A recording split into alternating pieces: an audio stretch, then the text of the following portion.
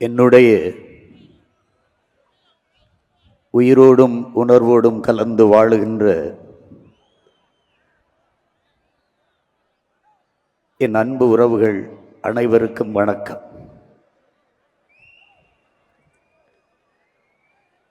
மே 18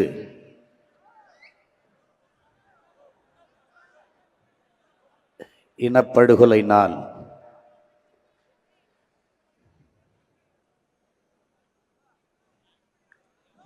இந்த இடத்தில்தான் அன்று விழுந்தோம். அதே இடத்தில்தான் பேரெழுச்சியாக நாம் தமிழர்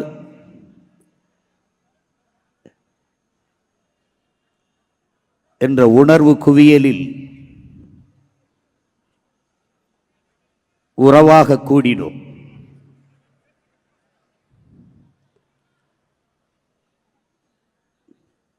நாம் விழுந்ததெல்லாம் அழுவதற்கு அல்ல, எழுவதற்கு என்பதை உலகத்தாருக்கு உணர்த்துவதற்காகவே ஒன்று கூடி எழுந்தோம்.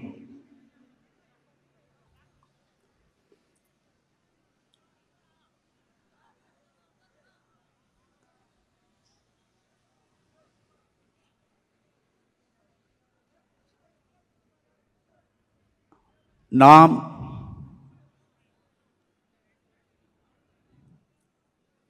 வரலாற்றில் மிகவும் மாண்பு கொண்ட ஒரு இனத்தின் மக்கள், பெருமைபட வாழ்ந்த பேரினத்தின் மக்கள்.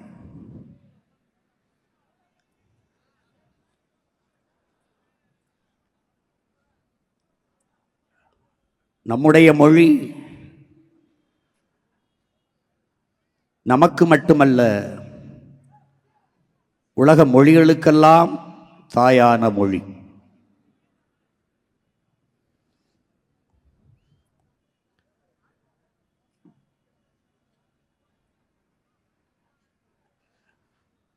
எல்லா மொழிகளும் மனிதனால் பேசப்பட்டது. நம்முடைய மொழி மட்டும்தான் இறைவனால் பேசப்பட்டது. மணிநெற்றி உமிழ்சங்கன் தளல்புரை சுடர் கடவுள் தந்த தமிழ்.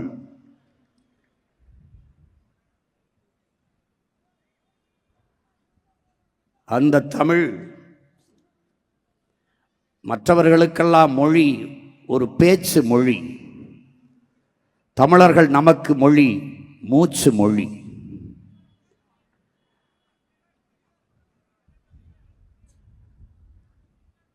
அதனால்தான் நம்முடைய புரட்சி பாவலன் வெங்கொடுமை சாக்காட்டில் விளையாடும் தோளங்கள் வெற்றி தோள்கள், கங்கையை போல் காவிரி போல் கருத்துக்கள் ஊறும் உள்ளம் எங்கள் உள்ளம், வெங்குருதி தண்ணில் கமழ்ந்து வீரம் செய்கின்ற தமிழ் எங்கள் மூச்சாம் என்ற முழக்கத்தை முன்வைத்தார்.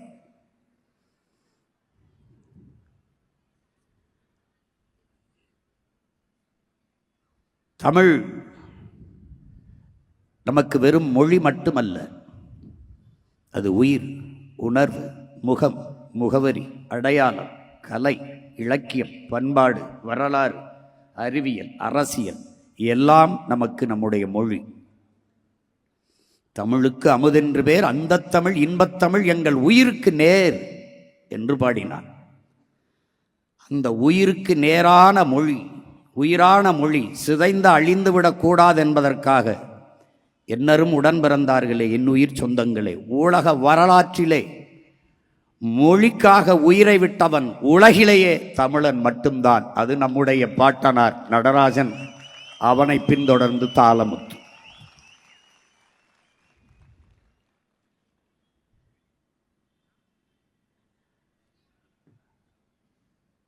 உயிரினை காத்த அந்த மொழி இன்று நம்மிடத்தில் இல்லை என்பது எவ்வளவு பெரிய பெருந்துயரம். வலியோர் சிலர் எளியோர் தமை வதையே புரிகுவத மகராசர்கள் உலக ஆளுதல் நிலையாம் எனும் நினைவா உலகால உனது தாய் மிகு உயிர்வாதை அடைகிறாள் உதவாதினி ஒரு தாமதம் உடனே விழி தமிழா என்ற முழக்கத்தை முன்வைத்தான் நம்முடைய புரட்சி பாவலன். உடனே விழித்தான், அவன் விழித்தான். செந்தமிழை செந்தமிழ் நாட்டை சிறை மீட்க நந்தமிழர் உள்ளத்தில் வையம் நடுங்கும் வெந்தணல் ஒன்று விரைந்து வளர்ந்ததென்று குந்தி குரல் எடுத்து கூவாயோ கருங்குயிலே என்றார். அப்படி நந்தமிழர் உள்ளத்தில் வெண்தணலாக விரைந்து ஒருவன் வந்தான்.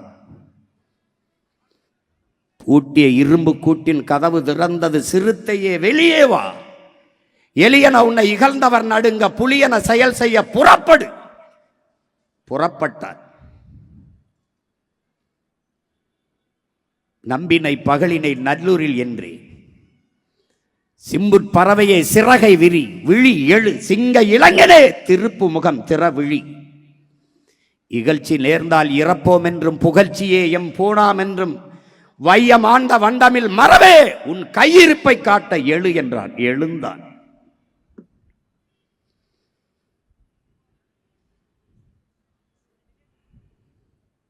அவன்தான்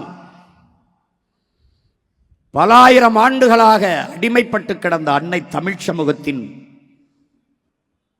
விடியலுக்கு வந்த பகலவன்.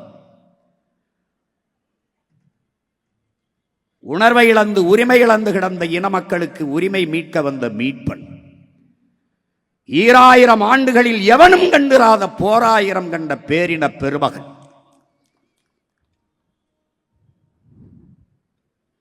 சீராயிரம் சூடிய செந்தமிழ் மரபினன்.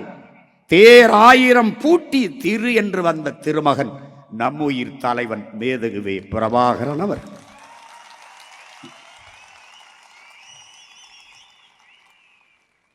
அவன்தான் சொன்னான், லட்சியத்தில் உறுதி கொண்டு ஒன்றுபட்ட மக்களை எதுவும் ஒன்றும் செய்துவிட முடியாது என்று. இந்த அற்ப தேர்தல் வெற்றியும் தோல்வியும் கண்டு துவண்டு போகிற கட்சி தொண்டர்கள் அல்ல நாங்கள். கட்சி தொண்டர்கள் அல்ல, நன்கு கட்டமைக்கப்பட்ட தமிழ் தேசிய ராணுவத்தின் வீரர்கள். ஆள் மாற்றம் ஆட்சி மாற்றத்திற்கு வந்த அரசியல்வாதிகள் அல்ல, அடிப்படை அமைப்பு அரசியல் மாற்றத்திற்கு வந்த புரட்சியவாதிகள். இங்கே பூனையை விட புலி வலிமையானது என்பதை எலிகள் ஒருபோதும் ஒத்துக்கொள்வதில்லை. அதுதான் பிரச்சனை, அதுதான் பிரச்சனை.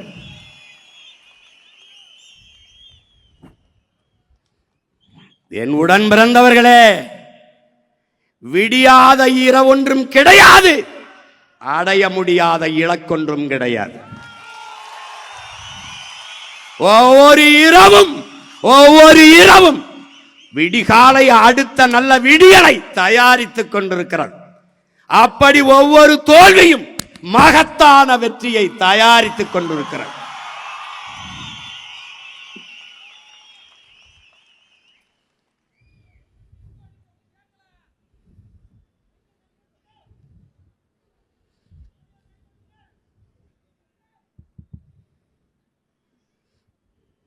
இங்கே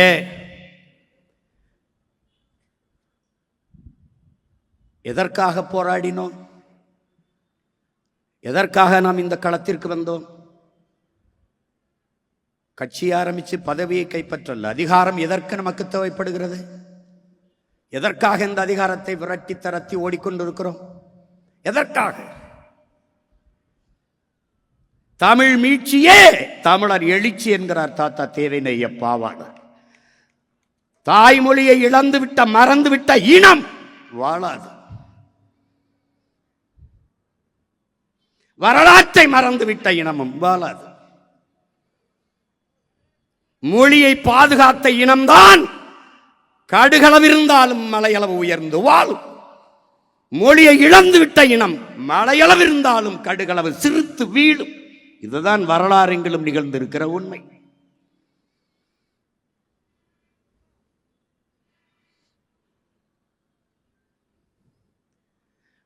வரலாற்றை பாதுகாத்த இனங்கள் தான் உயிர்ப்போட வாழ்ந்து கொண்டிருக்கிறது. நாம் மொழியை இழந்தோம், வரலாற்றை மறந்தோம், உணர்வின்றி உயிரோடே இறந்தோம்.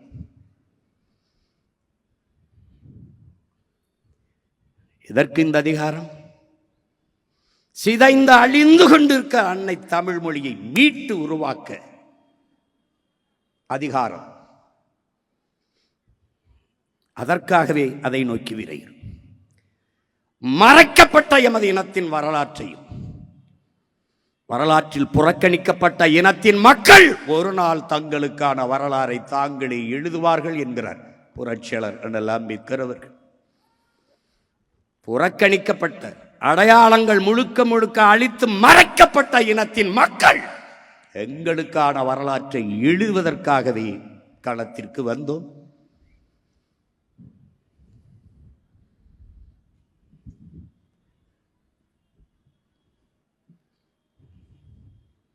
இன்னும் அப்படியே இருக்கிறது.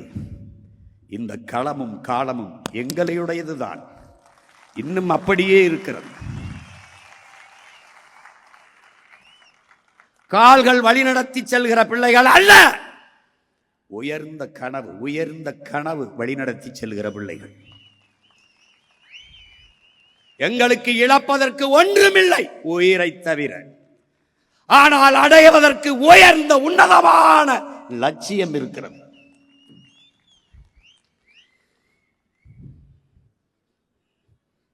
ஆயிரம் ஆண்டுகளாக இன முன்னோர்கள் தூக்கி சுமந்து வந்த கனவு, உயர்ந்த கனவு.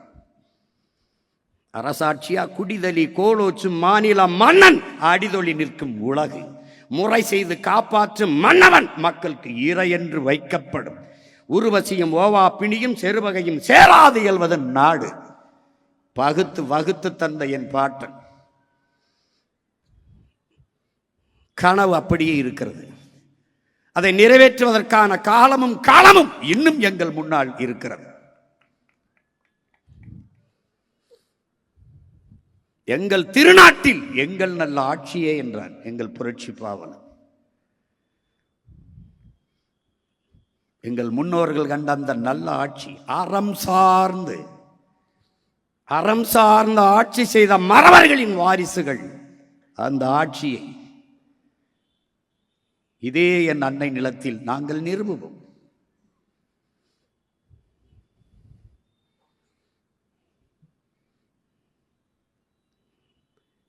இது எங்களுடைய கனவு அல்ல. அது மட்டுமல்ல, நீண்ட காலமாக இது இன முன்னோர்கள் தூக்கி சுமந்து வந்த கனவு. கியாபே விஸ்வநாதம், அண்ணல் தங்கோ, மறைமலையடிகள், எண்ணற்ற பெருமக்கள், எங்கள் தாத்தா பொதுவுடைமை போராளி கலிய பெருமாள், புரட்சியாளர் தமிழரசன் போன்ற முன்னவர்களின் கனவு. மொழி செத்துவிடக்கூடாது என்று செத்தார்கள் எங்கள் முன்னவர்கள். கீழப்பலூர் சின்னச்சாமி, விருகம்பாக்கம் அரங்கநாதன், கோடம்பாக்கம் சிவலிங்கம், இப்படி எண்ணற்ற பெருமக்கள், சிவகங்கை அரசேந்திரன் போன்றவர்கள் தங்கள் இன்னுயிரை ஈந்தார்கள். தன்னுயிர் மொழி செத்துவிடக்கூடாது என்பதற்காக. பயனற்று போனது, மொழி செத்து போனது. என் அன்னை நிலம் அடிமைப்பட்டு விடக்கூடாது. ஒரு தேசிய இனம் என்றைக்கு முழுமையான விடுதலை அடையும், அது என்றைக்கு தனக்கென்று தேசம் அடைகிறதோ அன்றுதான் அது முழுமையான விடுதலை அடையும். அன்றுதான் அந்த இனத்தின் மொழி, கலை, இலக்கியம், பண்பாடு, வழிபாடு எல்லாம் பாதுகாக்கப்படும். இந்த இனத்திலே இதை உணர்ந்தறிந்த ஒரே ஒரு மகன் என்னுயிர் தலைவன் மேதகுவே பிரபாகரன் அவர்கள் மட்டும்தான்.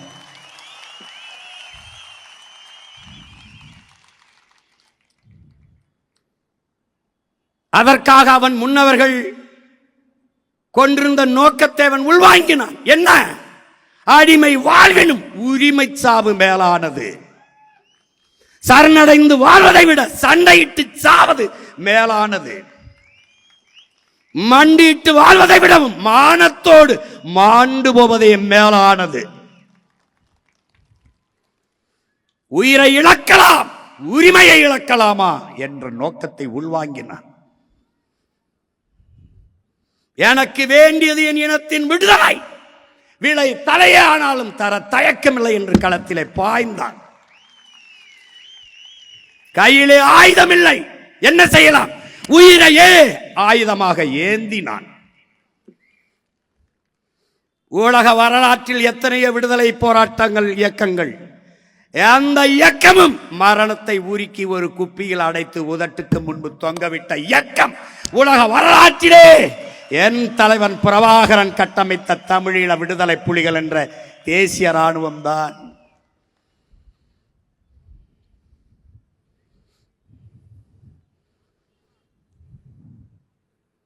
பயந்து சாகிறான்.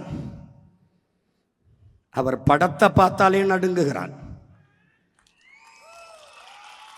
இவர்களுக்கு என்ன பிரச்சனை?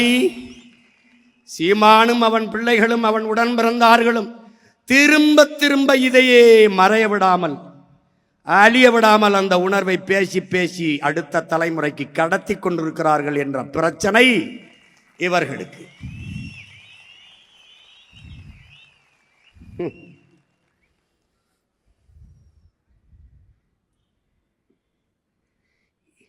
ஈழம் என்பது எங்களுக்கு 3 எழுத்து சொல்லல்ல, தொலைதூர தீவும் அல்ல. தமிழ் தேசியத்தின் தேச விடுதலை தேசம். நீ என்ன சொல்லி இந்த உணர்வை நீர்க்க செய்து விடலாம், மறைத்து விடலாம் என்று எண்ணி என்றால் அது மாதிரி ஒரு பைத்தியக்காரத்தனம் கிடையாது. சீமானன்பன் ஒற்றை மகன் என்று நீ எண்ணினால் அது பெருத்த ஏமாற்று. பல லட்சக்கணக்கான தீ பெருந்தி பற்றி பரவி கொண்டிருக்கிறது.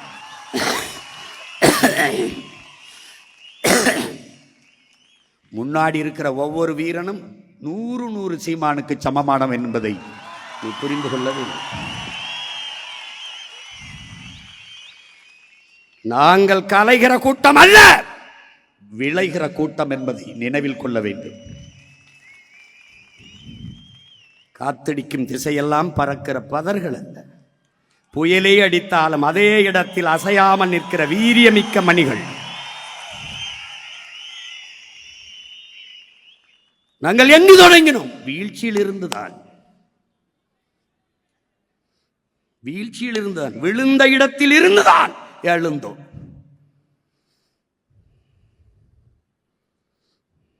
வீழ்வதல்ல தோல்வி, வீழ்ந்தே கிடப்பதுதான் தோல்வி.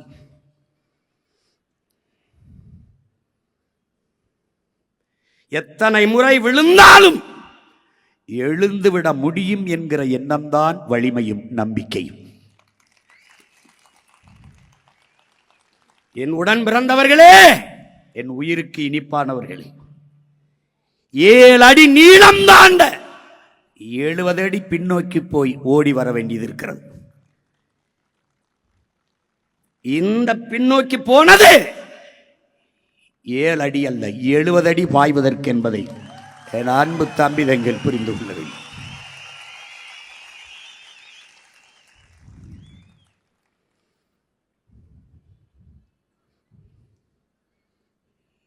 நாம் குப்பைகள் அல்ல, அதை கொளுத்த வந்த பெரு நெருப்பு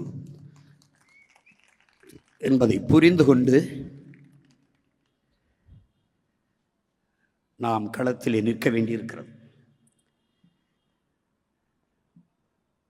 வெறும் அற்ப தேர்தல் வெற்றி தோல்வி அல்ல நம்மை தீர்மானிப்பது.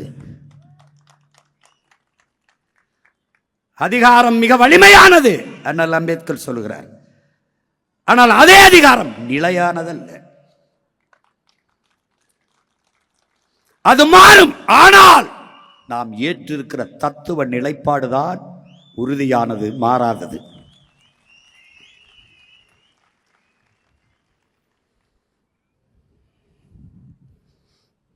அது தமிழ் தேசியத்தின் உரிமை, விடுதலை என்கிற புனிதமான லட்சிய கனவு. இதை கையளித்தவன் நம்முயிர் தலைவன். பெருங்கனவு, பெருங்கடமை. எதுவுமே இல்லை என்றால் என்ன? நமக்கு நம் வரலாறு இருக்கிறது, அது வழிகாட்டும். அன்னை நிலத்தின் விடுதலைக்காக போராடி இன்னுயிரை ஈந்த நம் வீர மறவர்கள் மான மறவர்கள் மாவீரர்களின் கனவு நம்மை வழிநடத்தும்.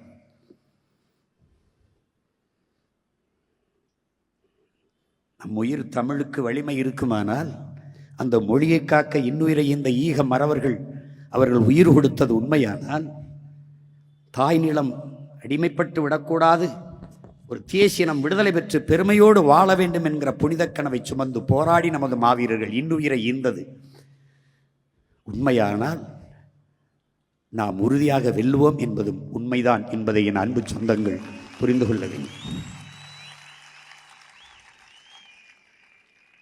இப்பவும் சொல்வேன், எப்பவும் சொல்வேன், நம் முன்னவர்கள் எடுத்த ஆயுதங்களுக்கெல்லாம் எதிராக வலிமையான ஆயுதங்கள் இவர்களிடத்தில் இருந்தது. ஆனால் அவன் பிள்ளைகள் நாம் ஏந்துகிற அறிவாயத்துக்கு எதிரான ஆயுதம் உலகத்தில் இன்னும் எவனிடத்திலும் இல்லை. அது எவனும் நமக்கு எதிராக ஏந்த போவதும் இல்லை. அவதூறை வேண்டுமானாலும் பரப்பலாம். நீங்கள் அதற்கெல்லாம் துவண்டு போகிறவர்களா? விமர்சனங்களை கடக்க முடியாதவன் விரும்பியதை அடைய முடியாது. அவதூறுகளை தாங்க முடியாதவன் அற்ப வெற்றியை கூட தொட முடியாது. திரும்ப திரும்ப சொல்கிறேன், வியர்க்காமல் விளையாட முடியாது, விமர்சனம் இல்லாமல் வளர முடியாது. விமர்சனங்களை உரமாக்கு, அதில் உன் லட்சியத்தை மரமாக்கு. தலைவர் நமக்கு கற்பித்ததான் விமர்சனம் என்பது வெறும் சொற்கள் தான், நம்மை காயப்படுத்தும் கற்கள் ஒன்றும் அல்ல. கடந்து நடந்து உன் லட்சிய பாதையில் எந்த இடம் வந்தாலும் தாண்டி வா.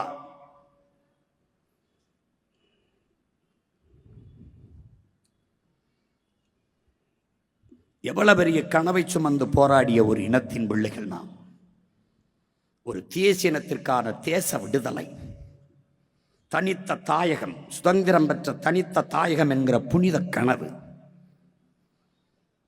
ஒற்றை மகன், அவன் முதல் அமைச்சர், அமைச்சர் வாரிசு அல்ல, மன்னன் இல்லை, திவான் இல்லை, ஜமீன் இல்லை, எளிய மகன். அவன் தாயகத்தின் விடுதலைக்கு களத்திலே நின்று போராடி உயிரை கொடுக்க வா என்று அழைத்த போது 50,000த்திற்கு மேற்பட்ட வீரமறவர்கள் களத்திலே ஆண் பெண் என்று பாலியல் வேறுபாடு இல்லாது பாய்ந்தார்கள் என்றால் அந்த தலைவனின் மீது அவர்கள் வைத்திருந்த நம்பிக்கை, தாயகத்தின் விடுதலையின் மீது அவர்கள் வைத்திருந்த பெரும்பற்று.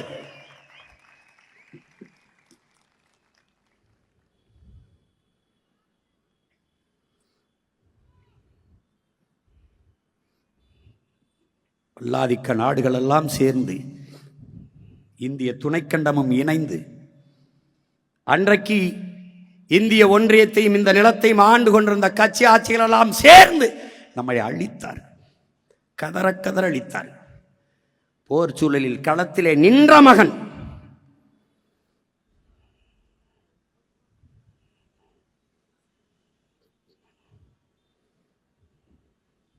பதாகையில் படங்களில் பார்க்கிறீர்கள், கரிக்கட்டையாக கடி கிடக்கிறது நம் பிள்ளைகள் தான். உடல் சிதைந்து இறந்து கிடப்பது நம் பிள்ளைகள் தான். என்ன மொழி பேசப்போகிறோம், எந்த இனத்தில் பிறந்திருக்கிறோம் என்பதை தெரியாது இறந்து போன பிஞ்சுகள் இவர்கள் தான். ஒரு நாட்டுக்கும் இன்னொரு நாட்டுக்கும் இடையே சண்டை நடக்கும் போது கூட பயன்படுத்தக்கூடாத தடை செய்யப்பட்ட ஆயுதங்களை எல்லாம் பயன்படுத்தி அளித்தார்கள். சொந்த நாட்டு மக்களின் மீது இராணுவ தாக்குதல் நடத்தக்கூடாது. சிரியா மீது நடக்கும்போது அமெரிக்கா ரஷ்யா உள்ள வருது, எப்படி இராணுவ தாக்குதல் நடத்தின? நம் மீது தடுக்கும்போது அவர்கள் எல்லாம் துணை நின்றார்கள், கேட்க வரவில்லை.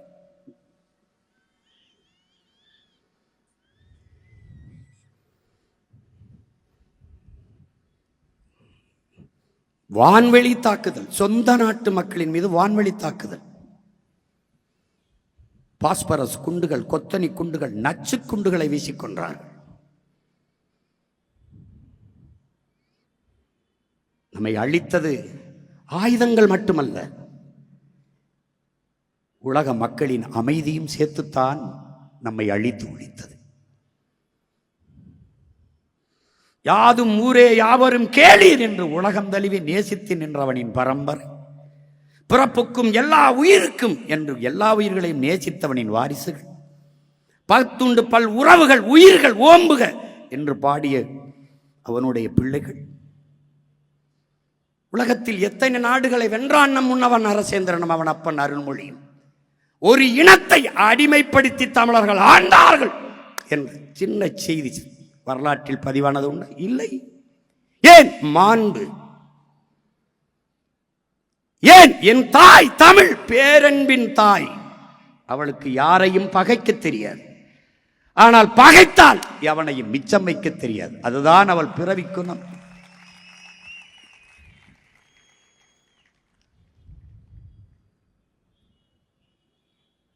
ஒரு அயலான்கிற ஒரு சிறுவன் கடற்கரையில் செத்து ஒதுங்கினான் என்பதற்கு உலகம் பதறியது, கதறியது, கண்டித்தது, துடித்தது. அதே வயதை ஒத்த என் தம்பி பாலச்சந்திரன் முன்னாடி உட்கார வைத்து நெஞ்சிலே 5 குண்டுகளை பாய்ச்சி, ஒரு பிஞ்சு நெஞ்சிலே குண்டை பாய்ச்சி கொண்டு இறந்து கிடக்கும்போது உலகத்தில் ஒருவன் பேசல. இங்கே ஆட்சியில் இருந்தவர்கள், அங்கே ஆட்சியில் இருந்தவர்கள், மகனுடன் பேசுகிற உலக தலைவர்கள் ஒருவன் பேசல. ஏன்? சாபவன் தமிழன் சகித்துக் கொண்டார்கள். கொத்து கொத்தாக செத்து விழுந்தோம். 2008 2009 அந்த காலகட்டத்துக்கு 1,70,000 பேருக்கு மேலே மரணம். மக்கள் போரிலே சரணடைய சொன்னார்கள். பாதுகாப்பு வளையத்துக்குள்ளே வாங்கள், நாங்கள் உங்களை பாதுகாக்கிறோம் என்கிறார். 10,000ற்கு மேற்பட்ட நமது மக்கள் கை குழந்தைகளோடு கர்ப்பிணி பெண்கள் எல்லோரும் போய் சரணடைந்தார்கள். அந்த 10,000 பேரின் நிலை என்ன? அதிபராக வந்த சிறிசேனா சொல்லுகிறார், எல்லோரும் செத்து போய்விட்டார்கள்.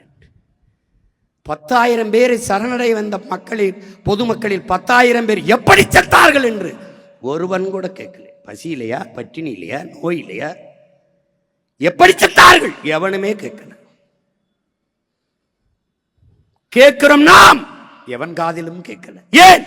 அதிகாரம் இல்லை. பல ஆண்டுகளாக கூவுகிறோம் சேவல் போல கூண்டுக்குள் இருந்து. அப்ப எப்போது கேட்கும்? கூரை மேல் ஏறி அதே சேவல் கூறினால் எல்லாருக்கும் கேட்கும். அந்த கூரைதான் இந்த நிலத்தின் அதிகாரம். அதற்குத்தான் இவ்வளவு அரும்பாடாட்சி களத்திலே தோற்றாலும் திரும்ப திரும்ப திரும்ப களத்திலே நிற்பதற்கு காரணம் அதுதான்.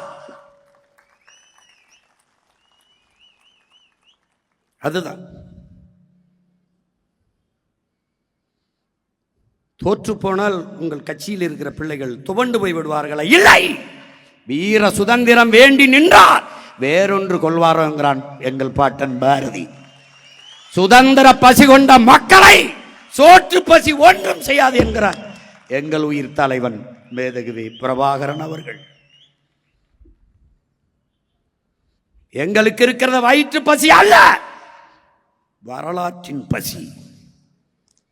சோற்று பசி அல்ல, சுதந்திர பசி.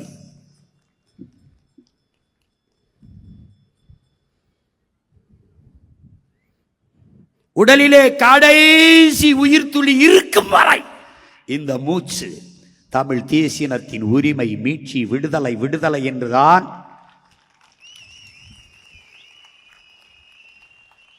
உலகிலே ஏதோ ஒரு ஓரத்தில் கடைசி தமிழன் உயிரோடு இருக்கும் வரை தமிழீழ விடுதலை என்கிற உணர்வோடு தான் இருப்பான் என்பதை உலகத்தார் புரிந்து கொள்ள வேண்டும். இன்னைக்கு எங்களை நீங்கள் புறந்தள்ளலாம்,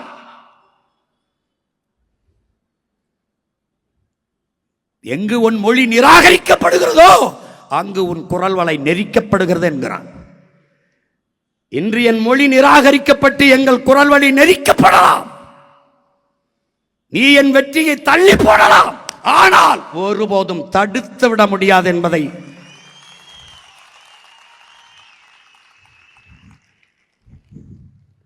கவனத்தில் கொள்ளணும்.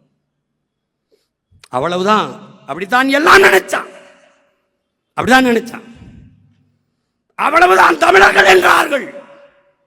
தமிழீழ தாயகத்தில் இறங்கிய கொடியை இன்னொரு தாய் நிலத்தில் அவன் மகன் சீமான் இந்த நிலத்தில் அதே புலிக்கொடியை ஏந்தினான். 2010 மதுரையில இதே மே 18 பேரெழுச்சியாக நாங்கள் தமிழர்கள் சாதிய மத உணர்ச்சியை பின்னுக்கு தள்ளி தமிழர் என்கிற தேசிய இன உணர்வை முன்னிறுத்தி எழுந்தோம்.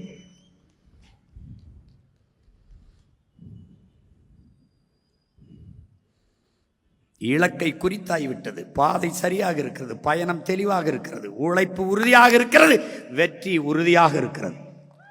உழைப்பு கடுமையாக இருக்கிறது, வெற்றி உறுதியாக இருக்கிறது. அருகில்தான் இருக்கிறது இலக்கு, சற்று பயண தூரம் சற்று அதிகமாக இருக்கிறது. அதனால் எங்கள் கால்களை உடல்களை வலிமைப்படுத்திக் கொண்டு மீண்டும் மீண்டும் மீண்டும்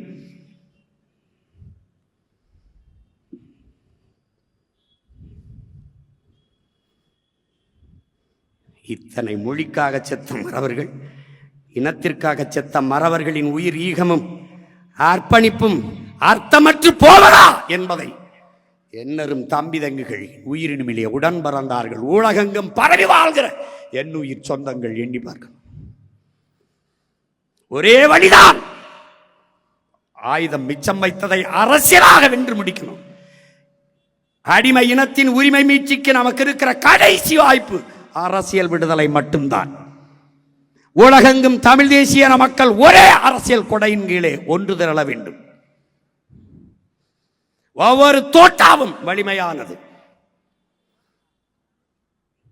எல்லோரும் ஒன்றிணைந்து இந்த அரசியல் பெரும் புரட்சிகர போரை முன்னெடுத்து வென்று முடிக்க வேண்டும். இல்லை என்றால் உலகத்தில் தமிழன் என்ற ஒரு இனம் இருந்தது வாழ்ந்தது என்ற சுவடு இல்லாமல் முடிந்துவிடும். இப்போதே முடிந்து விட்டது.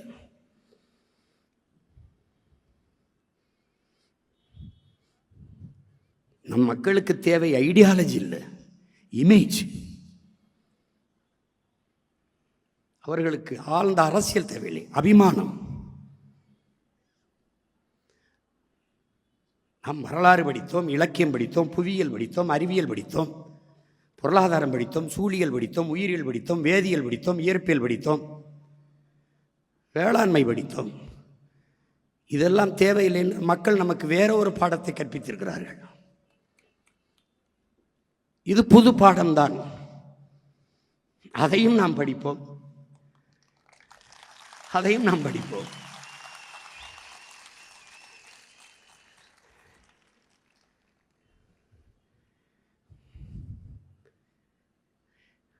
மின்சாரம் இல்லாத இரவுகளில் மக்கள் மெழுகுவர்த்தியை தேடுவார்கள் என்கிறார்கள். அநீதியும் அக்கிரமமும் பெருகிற காலத்தில் மக்கள் நல்லவர்களை தேடுவார்கள் என்கிறார்கள். ஒரு நாள் என் மக்கள் நம்மை தேடுவார்கள்.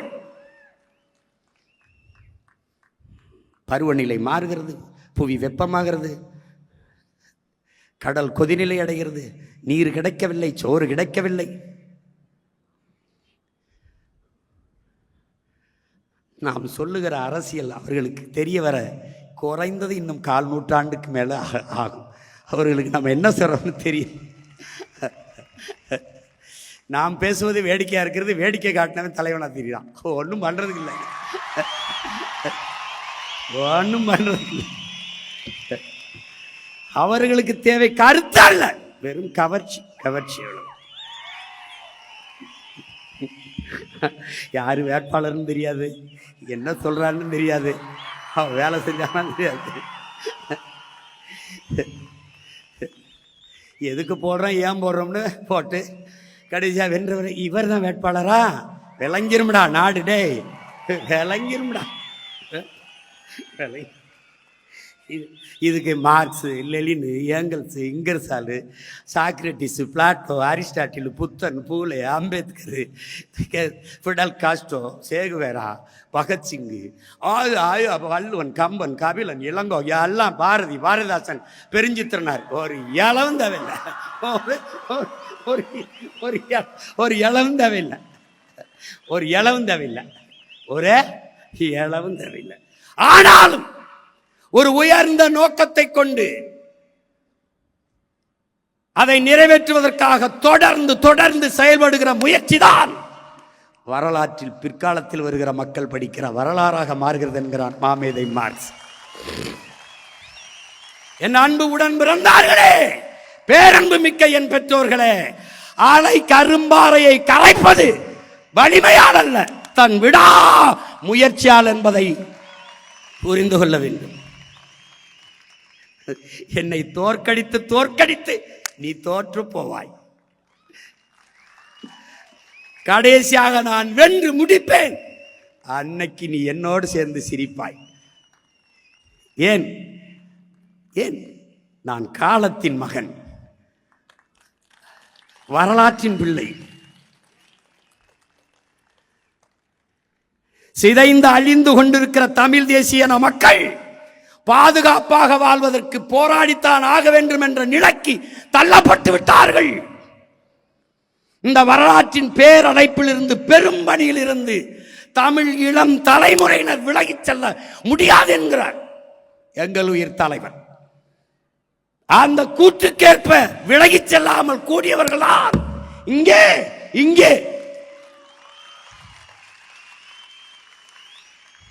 உலகில் நமக்கென்று ஆதரவு குரல் எழுப்பவோ ஆதரவாக கையிட்டவோ எவருமற்ற நிலையில் தனித்து விடப்பட்ட அடிமை தேசியத்தின் மக்கள் நாம் என்கிறார். இப்ப யாரும் இல்லை. எனக்கு நான், உனக்கு நீ, நமக்கு நாம். நம்முடைய உணவை நாமே எடுத்து உண்பது போல, நம்முடைய மூச்சுக்காற்றை நாமே சுவாசிப்பது போல, நமது உரிமையை, நமது விடுதலையை நாமே போராடி பெறுவது. அதை நிறுவி காட்டினான் நம்முடைய தலைவன். எந்த ராணுவத்திடம் படை உதவி கேட்கல. சொந்த நாட்டு மக்களை, தன் இனத்தின் மக்களையே ராணுவமாக கட்டி போராடியவன். எவனையும் சார்ந்தில்லை. என் விடுதலை என் கையில்.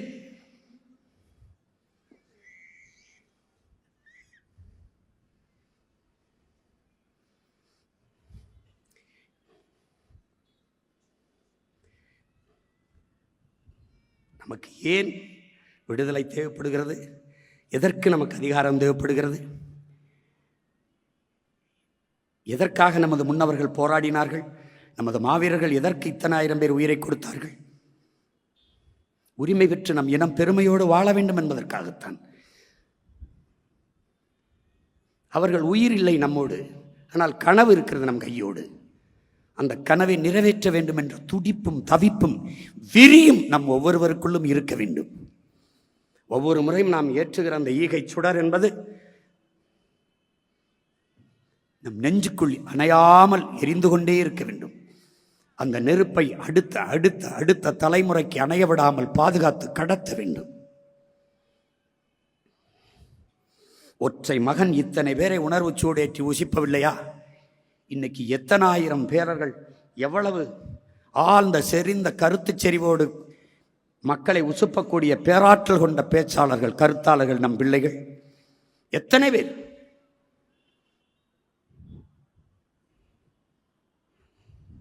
எத்தனை பேர்.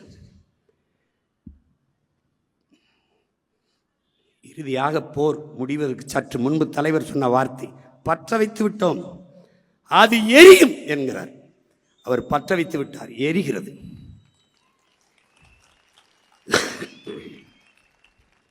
இங்கு மட்டும்தானா? தமிழீழ தாயகத்தில் புலம்பெயர்ந்து வாழ்கிற நம் இனச்சொந்தங்கள் வாழ்கிற எல்லா தேசங்களிலும் இந்த உணர்வு பற்றி எரிகிறது. வீதியில் இல்லை என்றால் வீட்டுக்குள், வீட்டுக்குள் இல்லை என்றால் நெஞ்சு கூட்டுக்குள் எரிந்து கொண்டுதான் இருக்கிறது. இன்னும் நம் மாவீர தெய்வங்களை, மண்ணின் விடுதலைக்காக மாவீரர்களை தெய்வங்களாக தந்த நம் பெற்றோர்கள் இன்னும் இருக்கிறார்கள்.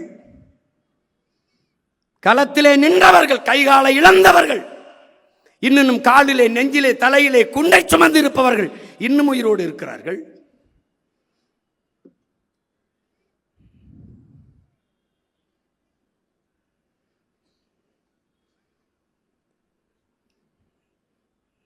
அதனால் நீங்கள் சோம்பலும் ஓய்வும் தற்கொலைக்கு சமமாகிவிடும். எடுத்த இலக்கை முடியும் வரை ஐயா அப்துல் கலாம் அவர்கள் சொன்னதுதான்.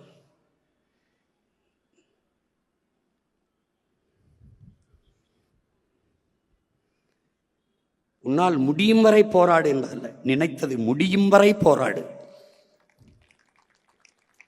முடிய வரை போராட இல்ல, நாம் நினைப்பதை முடிக்கிற வரை போராட வேண்டும். இந்த நிலையை நம் பிள்ளைகளுக்கு விட்டு விட்டு செல்ல போகிறோமா? ஈழ மண்ணிலே பயணித்து போகிறது சிறு சிறு பதாகைகள், சின்ன சின்ன குழந்தைகள் கேட்பது போல எழுதி வைக்கப்பட்டிருக்கும். என் உடன் பிறந்தார்களே, என் அக்கா, என் அண்ணா, இந்த போரை எங்களுக்கும் கையளிக்கப் போகிறீர்களா என்று கேட்பது போல, ஏக்கத்தோட பிஞ்சு குழந்தைகள் பார்த்து கேட்பது போல எழுதி வைக்கப்பட்டிருக்கும். ஏன்?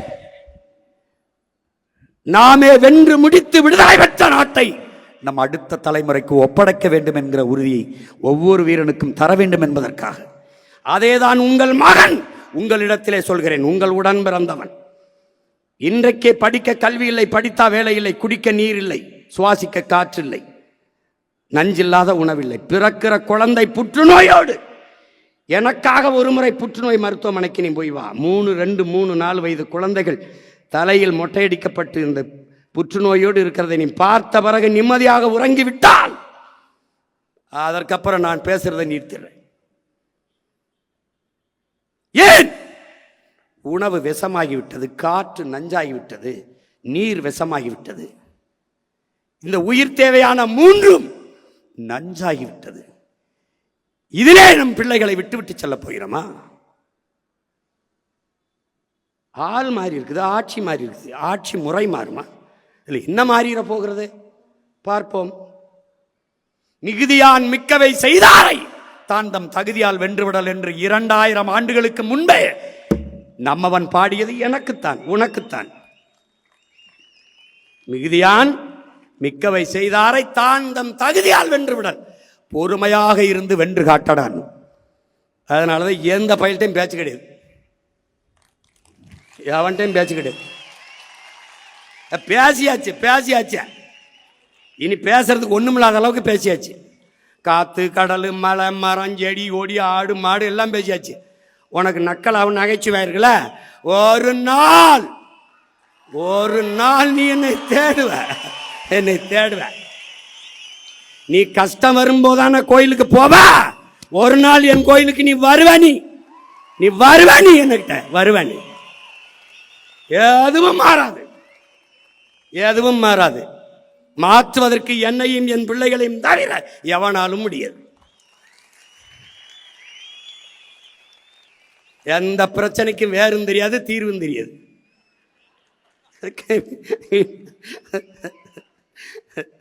மேல வந்துக்கிட்டு 10 லட்சம் கோடி கடன் இருக்குது. அது தெரியாம தான் முதலமைச்சர் வேட்பாளரை போட்டிக்கிட்டீங்கள.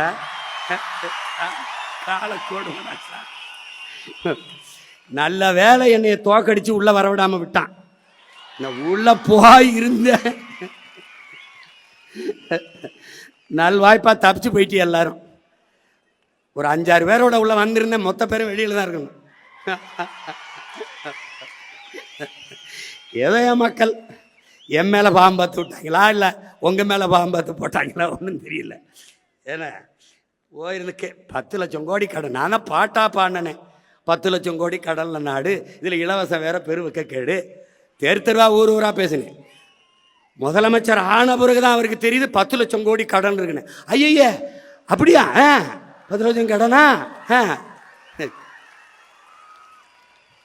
கடன் 10 லட்சம் கோடி இருக்குது. இந்த இலவசங்களை கொடுக்க முடியாது. 1 லட்சம் கோடி ஏற்கனவே வட்டி. பட்ஜெட்டே 3 லட்சம் கோடி தான். வட்டியே 1 லட்சம் கோடி போகுது. நீங்க சொல்ற அறிவிப்பு இதெல்லாம் செயல்படுத்த இன்னும் 10 லட்சம் கோடி கடன் வாங்க வேண்டும். அப்ப மொத்த பட்ஜெட்டையும் வட்டியை கட்டிக்கிட்டு ரொட்டியை திண்டு திரிய வேண்டியதான் நான் சொன்னேன். நீங்க கேட்கல. அப்ப நீங்க என்ன பண்ணீங்க? கொடுக்க முடியாது என்று தெரிந்து வெற்று வாக்குறுதிகளை கொடுப்பதுதான் மக்கள் துரோகம், மக்கள் விரோதம், ஏமாற்று. நாங்கள் உண்மையை சொன்னோம், தோற்று போனோம், மேன்மையாக கருதுகிறோம். நான் தர மாட்டேன், கொடுக்க முடியாதுன்னு சொன்னேன். ஆனா நீங்க 2500 இப்பதான் தெரியுது கொஞ்சம் காசு இல்ல. அது கூட தெரியாம எதுக்கு வந்திய? 6 சிலிண்டரு எப்படி கொடுக்குறீங்க? நானும் பார்க்க தானே போறேன். எப்படி கொடுக்குறீங்க? ஒருவேளை நீங்க போரிட்டு ஈரானையே கைப்பற்றினாத்தான். நீ பிரபாகரன் மகன்டாவே, நம்மாழ்வார் மகன்டா. நீ கொடு, நான் மாட்டு சாணத்திலிருந்து சிலிண்டர் தயாரிச்சு என் பிள்ளைகள் கொடுக்குறேனால என்பார். கொஞ்ச நாள் கழித்து அரிசி இல்லைன்னு வருவான். எந்த போராட்டத்துக்கு என்னை கூப்பிடாதுன்னு வரமாட்டேன். போ உனக்கு தான் ஒரு கஷ்டம் வராத. நீ தான் கடவுளின் ஆட்சியை நிறுவிட்டிய. அப்புறம் நாங்கள் தேவைப்பட மாட்டோம்ல. ஏதாவது ஒரு பிரச்சனைன்னு வீட்டுக்கு வந்துட்டு எனக்கு மனு கொடுக்க வா. அன்னைக்கு அன்னைக்கு அன்னைக்கு பாப்பா இந்த சிரிச்சுக்கிட்டு இருக்க சீமா இல்லை. அன்னைக்கு சேட்டை உனக்கு என்ன சொல்கிறோம் ஏது சொல்கிறோம்னு கேட்கறது இல்லை. படித்த இளைஞர்களுக்கு 4000, இடைநிறுத்தத்துக்கு 15,000, கல்வி கடன் 20 லட்சம். எங்கிருந்து ராஜா? எங்கிருந்து? பாருங்க எப்படி பாருங்க. அவர் என்ன பண்ணுவார் பாவம், கடன் ஆகி போச்சு.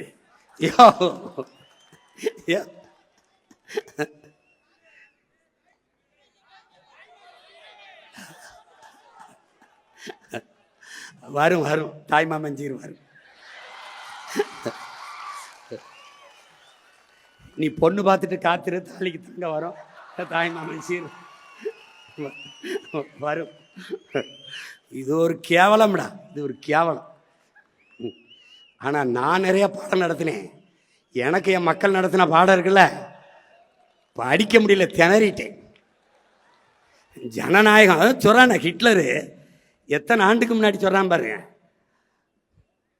மக்கள் ஒருபோதும் அறிவு தலைமையை தேட மாட்டார்கள், கவர்ச்சியை நோக்கித்தான் ஓடுவார்கள். கவர்ச்சியால் உருவாக்கப்பட்ட சமூகம் ஒருபோதும் அறிவு சமூகத்தை படைக்காது. ஏன் போட்டேன்? என் பேத்தி சொல்லிச்சு போட்டேன். உன் பேத்தி ஒரு குவார்டர் கேக்குது, வாங்கி கொடுப்பியா? ஏது பேத்தி சொல்லிச்சு போட்டேன், பேரன் சொன்னான் போட்டேன். ஜனநாயகம்ங்கிறது எவ்வளவு வேடிக்கையானதா இருக்கு பார்த்துக்க. அப்பாடி சரி என்ன செய்யறது, பிறந்துட்டாங்க கூட போராடி இறந்துட்டான் ரொம்ப பேர். நான் பாட்டுக்கு படம் எடுத்து ஏதோ வருஷத்துக்கு ஒரு 2 படத்தை எடுத்து பிடிச்சி நடிச்சு கிடிச்சு பொழத்திட்டு இருந்துருப்பேன். என்னையை கூட்டி கொண்டு வச்சு மண்டையை கழுவி நான் என்ன செய்யறது அங்கே போயின்னு. நீங்கள் போய் இறங்குங்க, உங்களுக்கு என்ன செய்யறதுன்னு தெரிய வந்துடும்னு. எனக்கு தெரிய வந்துருச்சு. இங்கே பல பேருக்கு ஒன்றும் தெரிய வரவே இல்லையே, அதான பிரச்சனை. நான் போராடாத பங்கேற்காத போராட்டம் கிடையாது. இப்படி திரும்பி பார்த்தா கட்சி ஆரம்பித்த காலத்திலேருந்து இந்த 15 ஆண்டுகள் இப்படி திரும்பி பார்த்தா எல்லா போராட்டம், வெயில், மலை, காடு, பசி, வட்டினி, எத்தனாயிரம் கிலோமீட்டர் பயணம், எத்தனாயிரம் மணி நேரம் பேச்சு, எதுவுமே பயனில்லை, எதுவும் பயனில்லை. ஆனால் என்ன நினைக்க வேண்டியிருக்கு, நம்ம விவசாயி மகன் அப்பா விதைக்கிறாரு முளைக்கலை, மறுபடியும் விதைக்கிறாரு முளைக்கலை, மறுபடியும் விதைக்கிறாரு முளைக்கலை. ஆனால் மறுபடியும் உழுது நம்பிக்கையோடு ஒரு விவசாயி விதைச்சிக்கிட்டு இருக்கான் பாரு. ஏன்னா நிலத்தை தரிசு போட முடியாது.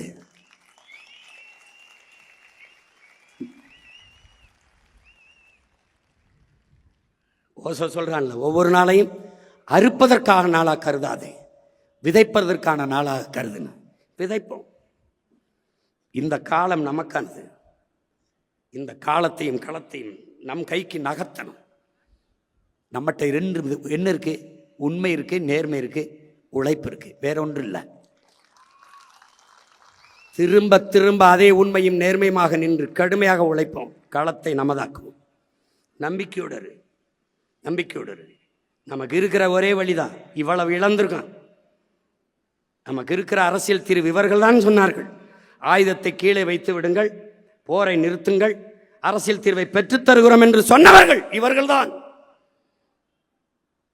இந்த பன்னாட்டு சமூகம் எல்லாம் இன்னைக்கு ஐநா பெருமன்றத்திலே போனால் இலங்கையிலே நடந்தது இனப்படுகொலை அல்ல, ஒரு போர்க்குற்றம், அவ்வளவுதான்.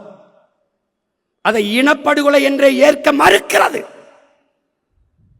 காரணம், இங்கே இருக்கிற அதிகாரமும் இந்திய ஒன்றிய அதிகாரமும் நமக்கு எதிராக இருக்கிறது. தமிழர்களின் தாயக விடுதலையை தடுக்கிறது. உலகத்தின் மரபென்ன?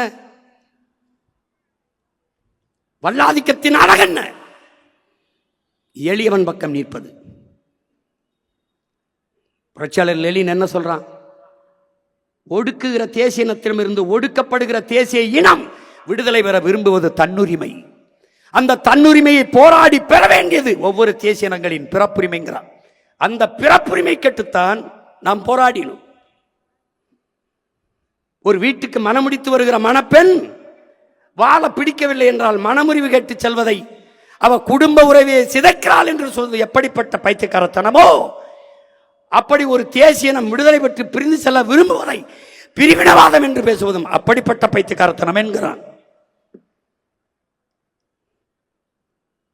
அப்படிப்பட்ட பைத்தியக்காரத்தை தான் பன்னாட்டு சமூகம் செய்கிறது, இந்திய பெருநாடு செய்கிறது. தன் கொடுமை. இனப்படுகொலை என்றால் படுகொலை செய்த இனத்தோடு படுகொலை செய்யப்பட்ட இனம் இணைந்து வாழ்வது என்பது சாத்தியமில்லை என்ற நிலை வரும். அங்கே தனித்தமிழில சோசலிச குடியரசு மலரும். அதனாலேயே இனப்படுகொலை என்பதை ஏற்க மறுக்கிறார்கள். இதே அதிகாரம் நம்மிடத்தில் வந்தால் எவன் மறுப்பான்?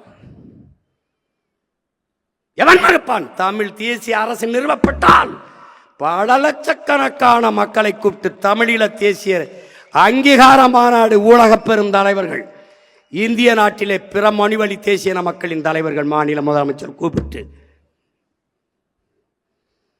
என் தாயக விடுதலையை ஆதரிப்பவன் எவன், எதிர்ப்பவன் எவன் எனக்கு சொல்லு. என்னோடு நிற்க போறது யார், எனக்கு எதிராக நிற்க போறது யார்? இந்த நிலைப்பாட்டை உருவாக்க முடியுமா? முடியாது. அங்கங்கே சுட்டுக் கொல்லப்பட்டுக் கொண்டிருந்த போது இந்திய நாடாளுமன்றத்திற்கு அம்மையார் இந்திரா காந்தி அங்கே நடந்தது இனப்படுகொலை என்று பதிவு செய்தார். ஆனால் என் மொத்த இனமும் செத்து விழுந்த போது, கொன்றொழிக்கப்பட்ட போது அது இனப்படுகொலை என்று சொல்வதற்கு அவருடைய வாரிசுகள் ஆட்சியாளர்கள் சொல்ல தயங்கிவிட்டார்கள். ஏன்? போரை நடத்தி கொன்றவனை அவன்தான். போர் குற்றம் என்ற அளவில் தான் நிற்பார்கள். நாம் அந்த போரே குற்றம் என்று சொல்கிறோம். ஒரு நாட்டு மக்களை தன் நாட்டு இராணுவத்தில் இடம்பெற முடியாது என்ற நிலையை வைத்துக் கொண்டு ஒரு இனத்தின் மக்களை, உரிமை கட்டு போராடுகிற மக்களை அதே இராணுவ வலிமை வைத்து அழித்து ஒழிப்பதை பன்னாட்டு சமூகம் பார்த்து வேடிக்கை பார்த்துக் கொண்டிருந்தது.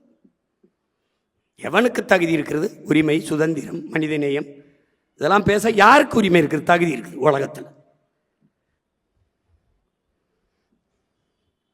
எத்தனை மனிதநேய ஆர்வலர்கள், சமூக பற்றாளர்கள், உரிமையாளர்கள் ஆந்திர காட்டுக்குள் 20 பேரை சுட்டு போடும்போது எவனாவது வந்து கேட்டானா? இந்த இந்திய கடலுக்குள் 850 பேரை சுட்டு கொண்டிருக்கான், இன்னும் சிறை பிடிச்சு சிறையில் வச்சிருக்கிறான். ஒருத்தன் கேட்க துப்பு இருக்கா? இருக்கா? வேறு ஐயா ஸ்டாலின் அவர்கள் கடிதம் எழுதும்போது, ஐயா கருணாநிதி அவர்கள் எல்லாரும் கடிதம் தான் எழுதிக்கிட்டு இருந்தான். மீனவரை சிறையிலிருந்து விடுதலை செய்யுங்க, அது விடுதலை செய்யுங்க. இவர் புதிதாக வந்திருக்கிறவர், இவர் கடிதத்தை எழுதிவிட்டு அப்படியே இருந்து விடுவார்கள்னாரு. வந்த 2வது நாள் இவர் ஒரு கடிதத்தை போட்டு இருந்துட்டார். எங்க நான் வர்றேன், கைது பண்ண சொல்லு பார்ப்போம், கைது பண்ண சொல்லு. ஒரு சிங்களம் என் ஊரில் இருக்க மாட்டான், பூரா புழல் சிறையில் உட்காந்துருப்பான்.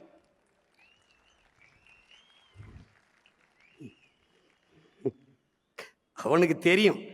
அதனால இவனை எப்படியும் வரவிட்டக்கூடாதுன்னு நினைக்கிறான். ஏன்னா இந்த கட்சி மட்டுமா, கார்பரேட் கூட்டாண்மை முதலாளிகள் நம்மளை வீழ்த்துவ நினைப்பார்கள், துடிப்பார்கள். வந்தா மலையை தொடவிட மாட்டான், குவாரியை தொடவிட மாட்டான், மணலை தொடவிட மாட்டான், நீரை விற்காத வெளியில் போ, தண்ணி விற்பனைக்கு இல்லைம்பா, பள்ளியை தரம் உயர்த்துவான், கல்வியை தரம் உயர்த்துவான், மருத்துவமனையை தரம் உயர்த்துவான், நம்ம வியாபாரம் படுத்துறோம். இது தெரியாதா? நான் 5 விழுக்காட்டு முதலாளிகளுக்கு வந்தவன் அல்ல, 95 விழுக்காடு என் மக்களுக்காக வந்தவன்.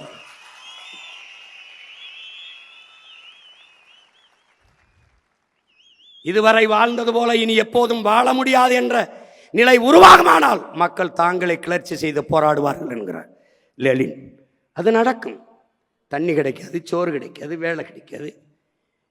இதே வாத்தியார், இதே போக்குவரத்து தொழிலாளி, இதே மருத்துவர், இதே நர்ஸு, இதே செவிலியர்கள், இதே விவசாயி, இதே மீனவ எல்லாம் தெருவுக்கு வருவான். வரும்போது என்னை தேடுவான். நான் அந்த கடை சீட்டு கொடுத்துருக்கான் ஒரு ஆண்டுக்கு, ஏதாவது வேறு நாட்டில் போய் படுத்துக்கிடுவேன். ஆமாம், பேட்டி போப்பாங்க போப்பா தூரத்து. எளிதாக கிடைக்கிற எந்த பொருளுக்கும் மதிப்பு தெரியாது. அது கேட்குற போதெல்லாம் மதித்து பேசிட்டு இருந்தோம்ல. ஒன்றுமே பேசாதவரை கொண்டாடுறது, பேசுகிறவனை துண்டாடுறது. அவரை அப்படி தாங்க பேசிட்டு பாருங்க. எப்படி நீ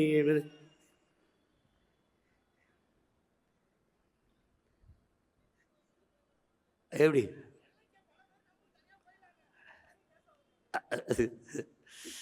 அதனால அப்ப நமக்கு இருக்கிற ஒரே வழி போர்க்குற்றம் என்று நிறுவிட்டாவே, போர்க்குற்றம் செய்து அது அழித்தொழித்தது முழுக்க தமிழர்களே என்று நிறுவினாலே, அழித்தொழிக்கப்பட்ட ஒரு இனம் அழித்தொழித்த இனத்தோடு இணைந்து வாழ்வது சாத்தியமில்லை என்ற நிலையை உருவாக்கணும். இதுதான் இறுதி தீர்வு. நமக்கு தனி தமிழீழ நாட்டை தவிர நமக்கு வேற தீர்வு இல்லை. இறுதி இலக்கு அதுதான். இவன் சொல்லுவான் 13வது சட்ட திருத்தம், அது இது என்ன திருத்தம்னு சொல்லு, ஒன்றும் தெரியாது. வடகிழக்கு மாகாணங்களை இணைச்சி ஒரு மாநில உரிமை கொடுக்குறது. அதில் 15வது சட்டத்தை வரைவு என்ன? முழு அதிகாரம் ஆளுநருக்கு. ஆளுநரை நியமிக்கிறது யார்? சிங்கள அரசு. ஆளுநருக்கு முது அதிகாரத்தை கொடுத்துட்டு நம்ம மாடி 2 இதை இணைச்சி என்ன பண்ண போகிற? அதனால் இங்கே ஒன்றத்துக்கு உதவாத ஆளுநர் உட்காந்துக்கிட்டு படுத்துகிற பாட இங்கே தாங்க முடியல, தமிழ்நாட்டிலே தாங்க முடியல. இங்கேயாவது காவல்துறை உரிமை இருக்குது, காணியை வாங்கி விற்கிற உரிமையாவது இருக்குது. அங்கே அதுவும் இல்லை, அந்த உரிமையும் இல்லை.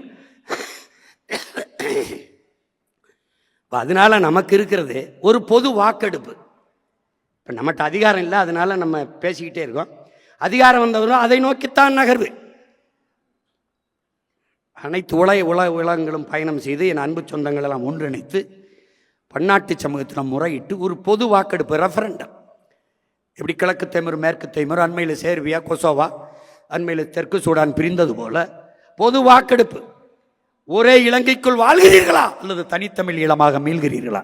என் இன சொந்தங்கள்கிட்ட ஒரே இலங்கைக்குள் வாழ்கிறோம் என்றால் நாங்கள் வாய் மூடி மவனிக்கிறோம். இல்லை தனித்தமிழ் ஈழமாக மீள்கிறோம் என்றால் எங்களை பிரித்து தனித்தமிழீழ சோசலிச குடியரசாக அறிவியுங்கள். இதுதான் எங்க நிலைப்பாடு, கோட்பாடு.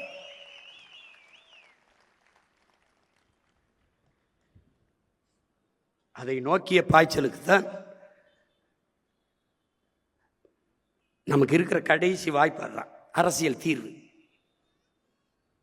இங்கிலாந்து, அயர்லாந்து பிரிஞ்சது போல, நார்வே, ஸ்வீடன்லாம் பிரிந்தது போல, அது ஒன்றை தவிர நமக்கு வேறு வாய்ப்பு இல்லை.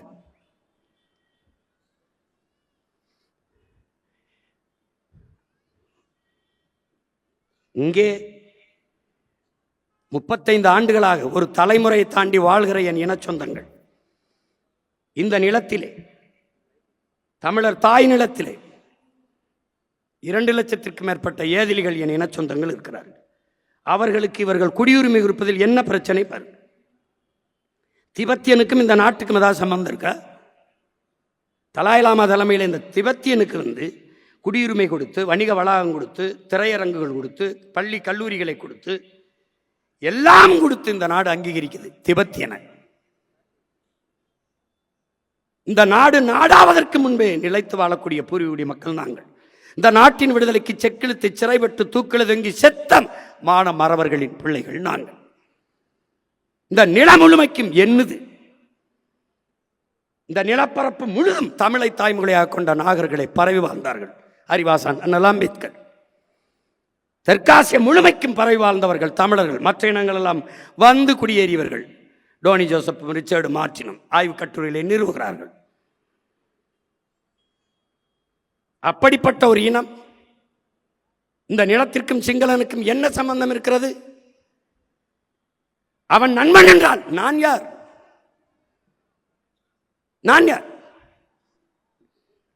சொந்த நாட்டு மக்களை சிறைபிடிக்க விட்டு, சுட்டுக் கொள்ள விட்டு வேடிக்கை பார்க்கிற நாடு வெக்கமல்ல? குஜராத்தில் ஒரு மீனவனை பாகிஸ்தான் கடற்படை ராணுவம் கைது செய்து கொண்டு வருவது, விரட்டி போய் மீட்டுக் கொண்டு வர இந்திய கடற்படை ராணுவம் என் மீனவர்களை கைது செய்யும்போது வேடிக்கை பார்த்து நிற்க காரணம் என்ன? என தமிழன். அவனுக்கான அதிகாரம் நிறுவப்படவில்லை. இப்ப நிறுவப்பட்ட அதிகாரம் அவனுக்கானது இல்லை.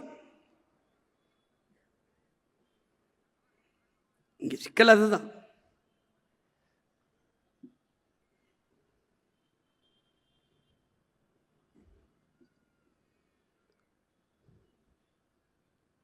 எதற்காக நாம் வென்றாக வேண்டும்ங்கிற உறுதியான நிலைப்பாட்டில் நிற்க காரணம் இதுதான்.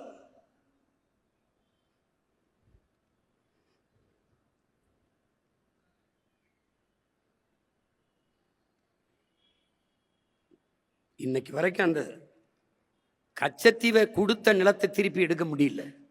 கொடுத்ததான் என்று 2 கட்சியும் சொல்லுது. கொன்று குவிச்ச கட்சிகள், கூட நின்ற கட்சிகள் எல்லாம் இன்னும் அதிகாரத்தில், இன்னும் வென்று நிற்கிறார்கள், இன்னும் களத்திலே நிற்கிறார்கள். ஆனால் மாணவ தமிழ் மக்கள் எல்லாத்தையும் மறந்து அவர்களுக்கு வாக்கு செலுத்தி வலிமை கொடுக்கிறார்கள். இப்பதான் திமுகவுக்கு தெரியும் காங்கிரஸ் எவ்வளவு பெரிய ஈனப்பய, துரோகப்பய அப்படி. இன்னைக்கு தானே திமுகவுக்கு தெரியும். நீ அவனோட நின்று அற்ப பதவிக்காக என் இனத்தை கொன்று குவிப்பதை வேடிக்கை பார்த்து நின்ன, இன்னைக்கு உன்னை கேவலப்படுத்திட்டு போயிட்டான். ராகுல் காந்தி ஐயா ஸ்டாலின் கூட ஒரே மேடையில் ஏறல, உன்னை அவமதித்தார் உங்களை. ஆனால் பதவி ஏற்புக்கு வந்து பக்கத்தில் இருந்து பல்லிடிச்சுக்கிட்டு இருக்காப்ல. அந்த 5 சீட்டு அற்ப சீட்டு திமுக காரன் போடலைன்னா மான ரொச்சோட இருந்தானா தோத்து போய் வெளியில் நின்றுப்பான்.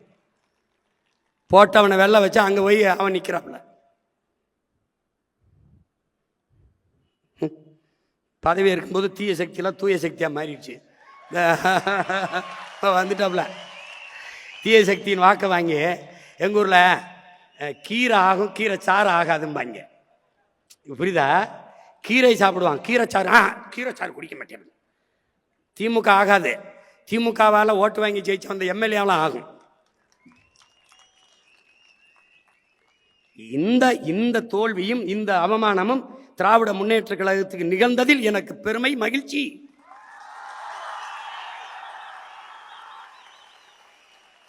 நீ செத்த பணத்தை தூக்கி சுமந்து உயிர் கொடுத்துக்கிட்டு இருந்தா, இல்லைன்னா அன்னைக்கே 10 ஆண்டுகளுக்கு முன்னாடியே புதைச்சிருப்பேன். நான் புதைச்சிருப்பேன். திரும்ப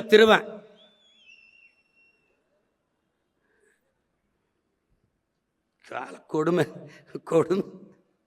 எப்பமா போதிக்கும் போது புரியாது, பாதிக்கும் போதுதான் புரியும்.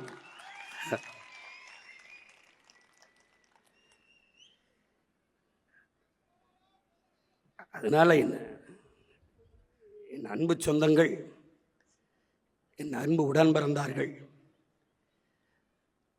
மிகுந்த ஒரு வழியோடு நாம் நிற்கிற பிள்ளைகள். அவர் மாதிரி இல்லை, வழியோடு நிற்கிற வழியோடு அந்த வழி இல்லை. அவர் அந்த வழி இல்லை, அவர் எந்த வழின்னு சொல்லவே இல்லை. கண்ணு முன்னாடி நம் மொழி சிதைந்து அழிந்து போச்சு, நம் இனம் அழிஞ்சு போச்சு. எந்த உரிமையும் நமக்கு இல்லை. நிலம், வளம் எல்லாம் திருடப்படுது, எல்லாம் களவு போகுது.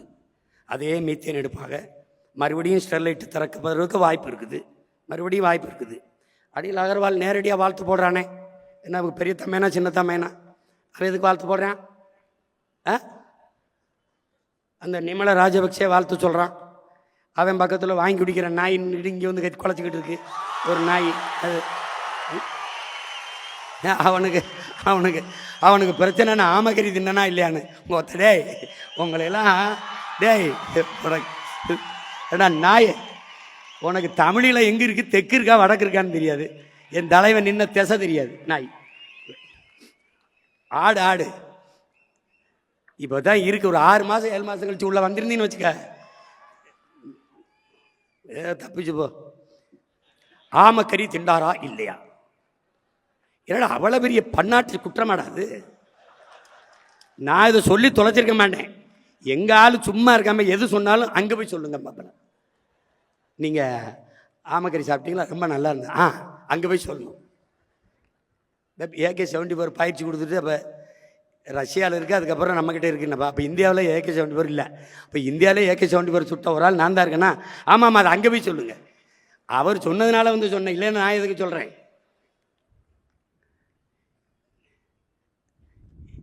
பெரிய அதனால தான் இந்த நாட்டில் விலைவாசி ஏறி போச்சு, பசி பஞ்சம் வந்துருச்சு. அவர் ஆமக்கறி சாப்பிட்டு விட்டாருங்க. நாய் கொஞ்ச நாள் பேச்சுறீங்கடா.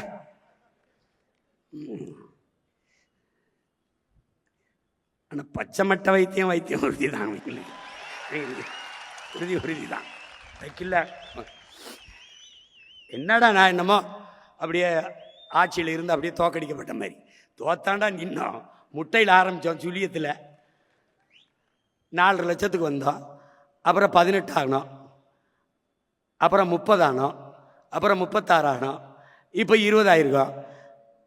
நாளைக்கு 1 கோடியே 80 ஆகிறோம். என்னடா கெட்டு போயிடுது? என்ன ஆயிடுது? நாய் வேயெல்லாம் அழும்போது நாங்கள் 4 வச்சிருக்கோம், 40 ஆக முடியாத. உயர்ந்த நோக்கமும் லட்சியம் கொண்ட பிள்ளைகள். நீ தேடுவ, என்னை தேடுவ, என்னை தேடுவ.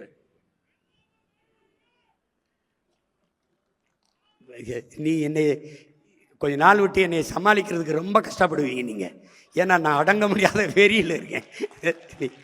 நீ வந்து அதனால் என் உடன் பிறந்தார்கள், என் உயிருக்கினியவர்கள், உலகம் முழுமைக்கு இருக்கிற என் உயிர் சொந்தங்கள், நம் உடன் பிறந்தார்கள், நம் தம்பி தங்கைகள், பெற்றோர்கள் எல்லாம் உன்னை நம்பி நிற்கிறோம் என்று என்னை சொல்லுகிற போது அதையே உங்களுக்கு சொல்ல நான் முனைகிறேன். நான் உங்களை நம்பி நிற்கிறேன்.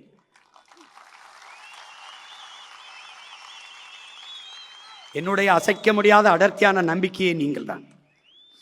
நாம் ஒவ்வொருவரும் பெரு நெருப்பாக பற்றி எரியணும்.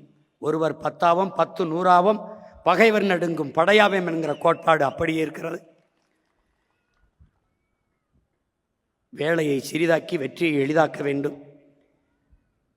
என் அன்பு பிள்ளைகள், இந்த களத்தை இதுவரை நடந்தது கடந்ததை அழித்து விடுங்கள். இன்றுதான் 2010 மே 18 இதே நாளில் நாம் மதுரையில் தொடங்கியதை இன்று நம்முடைய தாத்தா தனித்தமிழ் அடிகளார் மறைமலை அடிகள் திடலிலே அவருடைய பெயரை தாங்கி இருக்கிற இந்த நகரிலே நாம் இன்று தொடங்குகிறோம். இன்று புதிதாக பிறக்கிறோம் என்ற புத்தெழுச்சியை நாம் தமிழர் என்கிற அரசியல் புரட்சி படை இன்று தொடங்கப்படுகிறது, இந்த நொடியிலிருந்து தொடங்கப்படுகிறது என்ற புதிய உற்சாகத்தை நீங்கள் அடையும். 15 ஆண்டுகள் ஆகிவிட்டது. 10 ஆண்டு கால தேர்தல் அரசியல் எல்லாத்தையும் கழித்து விடு, மறந்து விடு. இந்த இடத்தில் இருந்து புதிதாக பிறந்தோம் என்ற உணர்வை பட வேண்டும். உனக்கு சோர்வு வருதா? சோர்வு வருதா? தானியா இருந்து நமச்சிவாய வாழ்க நாதந்தாள் வாழ்கென்று நம் ஈசனை நம் சிவனை வழிபடுவது போல, பக்தி திருமுத்து திருநகை முருகனை பாடுவதை போல பிரபாகரன் பிரபாகரன் பிரபாகரன் என்று 10 தடவை சொல்லு.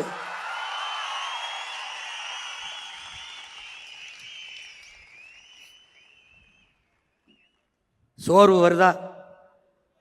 பாலச்சந்திரன் பாலச்சந்திரன் என்று 10 தடவை சொல்லு. ஒரு தடவை கற்பனை செய்துவார். நம் அக்காவும் தங்கையும் சிங்கள இராணுவ வீரர்களால் வன்புணர்வு செய்யப்படுகிற போது கீழே கிடக்கிற நம் தங்கை என்ன நினைத்திருப்பால்? உலகெங்கும் இத்தனை கோடி அண்ணன் தம்பிகள், மாமமைத்தினர்கள், சித்தப்பன் பெரியப்பன்கள், இவ்வளவு பேர் மானத்திற்காக உயிரையிட்ட இனத்தின் மக்கள், இத்தனை பேர் இருந்து எனக்கு இந்த ஈன நிலையா என்று எண்ணி இருப்பாளா? என்னை அந்த எண்ணத்துக்குள் போ, அந்த எண்ணத்துக்குள்ளே போ. போராடி செத்தவன் உயிர் பிதுங்கி வெளியேறுகிற நிலையிலே சிந்திய ரத்தத்தையும் கொடுத்த உயிரையும் உன் உரிமைக்காக உன் விடுதலைக்காக கொடுத்தான் என்ற எண்ணத்தை இதயத்தில் ஏந்திக்கொள். உன் சிந்தனை முழுக்க நிறைத்துக்கொள். சோர்வென்பது எங்கே வரும்? எங்கே வரும்? படுத்து கிடந்தால் சிலந்தியும் சிறைபிடிக்கும், எழுந்து நடந்தால் இமயமும் குடைபிடிக்கும். சோம்பலை உதறி தள்ளுங்கள், சாம்பலும் சரித்திரம் படைக்கும்.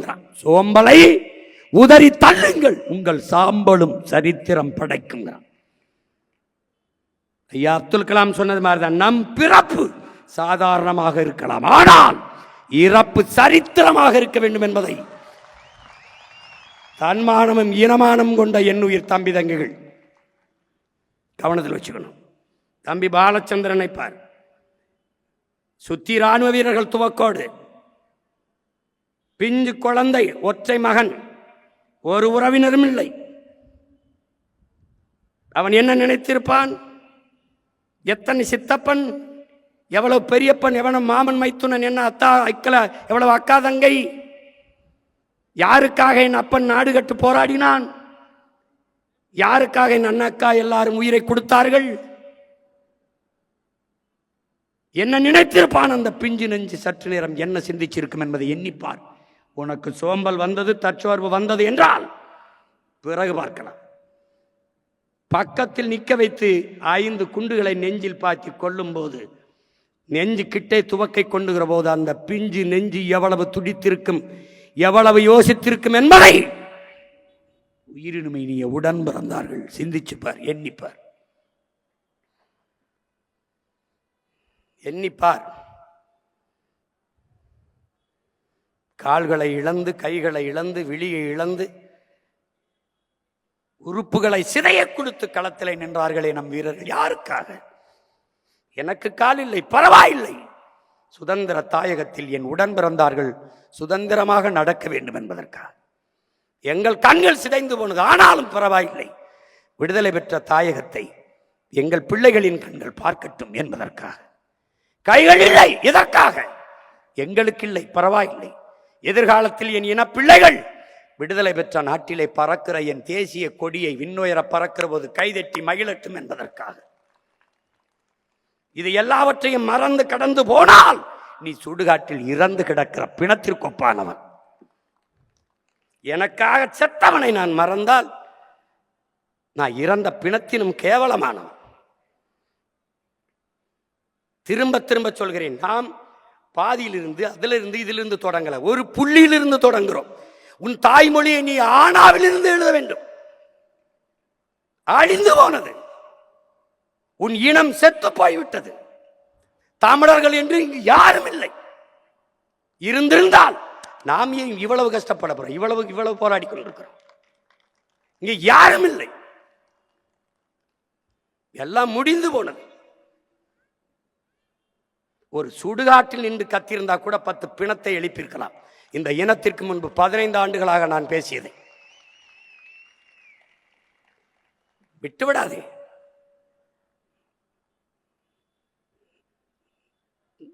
நம் மாவீரர்கள் அடைகாத்த அந்த விடுதலை நெருப்பை அணைய விடாதே, பற்றவை.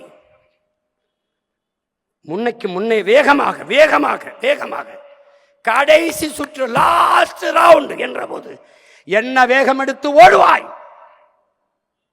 அந்த ஓட்டத்தை இந்த 5 ஆண்டுகள் ஓட வேண்டும் என் உடன் பிறந்தார்கள்.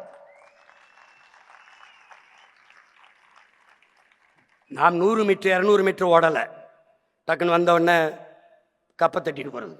5000 கிலோமீட்டர் 5000 மீட்டர் ஓட்டம். இது 5000 மீட்டர் ஓட்டம், தொடர் ஓட்டம், நீண்ட தூரம் வந்துட்டோம். இது கடைசி சுற்று. இந்த மறுபடியும் சொல்றேன், இந்த களமும் காலமும் நமது கையிலே, நமக்காக காத்திருக்கிறது களம். உள்ளாட்சி தேர்தல் இருக்குது, 29 நாடாளுமன்ற தேர்தல் இருக்குது, 31 தேர்தல் இருக்கிறது. உறுதியா 29 தேர்தலில் எவரோடும் கூட்டில்லாது மறுபடியும் தனித்து 40 தொகுதியிலே 20 பெண்கள் 20 ஆண்கள் என்று மான வீரமிக்க புலி மறவர்களை களத்திலே நிறுத்தி மறுபடியும் களத்திலே இழந்த வாக்குகளை திரும்ப பெற்று பன்மடங்கு வாக்கை உயர்த்தி அடுத்து அடுத்து நாங்க தான் என்ற நிலைப்பாட்டை இந்த மண்ணிலே விதைக்கிறோம். நீ கவலையே படாத, எங்கேயும் போக முடியாது. நம்ம மக்கள் நம்மளை விட்டு எங்கேயும் போக முடியாது. ஏன்னா நாம இருக்கிற எல்லா காயத்திற்கும் ஒரே மருந்து நாம தான். எளிதில் வென்றவனின் இதயம் மலரினும் மெல்லிதாக இருக்கும். தோற்று தோற்று வென்றவனின் இதயம் இரும்பினும் கடினமானதாக இருக்கும்.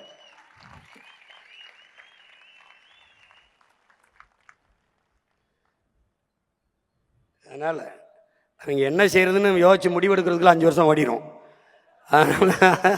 நீ அதை பத்தி கவலைப்படாம இரு. ஆனா ஒண்ணு, அண்ணன் சொல்றதை மட்டும் கேட்டு.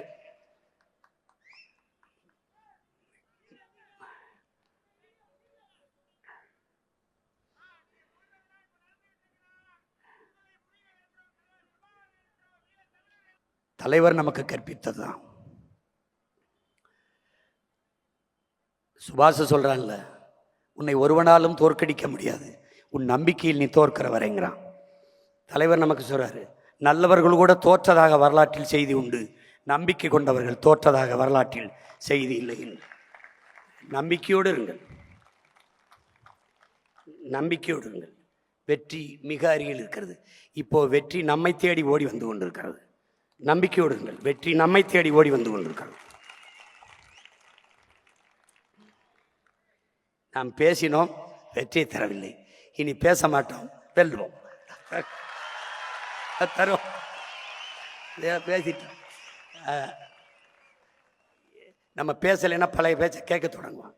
படம் படமாக போட்டு காட்டினேன், இப்படி வேலையை கொடுப்பேன், இப்படி கல்வியை கொடுப்பேன், இப்படி இதை கொடுப்பேன், இப்படி நீரை பெருக்குவேன், இப்படி விவசாயத்துன்னு. அவனுக்கு இது புரியல. மறுபடி இந்த ரீரிலீஸ்ன்னு பண்ணுவாங்களா, அப்படி மறு ரிலீஸ் பண்ண முடியுது. போட்டு பாரு, கேரளாவில் இருந்தெல்லாம் பேசுகிறான், ஏப்பா என்னப்பா அவருக்கு போடாம விட்டீங்க அப்படின்னு. பார்த்துக்குறோம். அதனால் இந்த நாள் நமக்கு ஒரு புதிய நாள் தான், உற்சாகமான நாள் தான். நம்ம இப்போ கட்சி ஆரம்பிச்சு விரைவில் ஆட்சியை பிடிப்போம், அவ்வளோதானே. இப்போ கட்சி ஆரம்பிச்சிருக்கோம், விரைவில் ஆட்சியை பிடிப்போம்.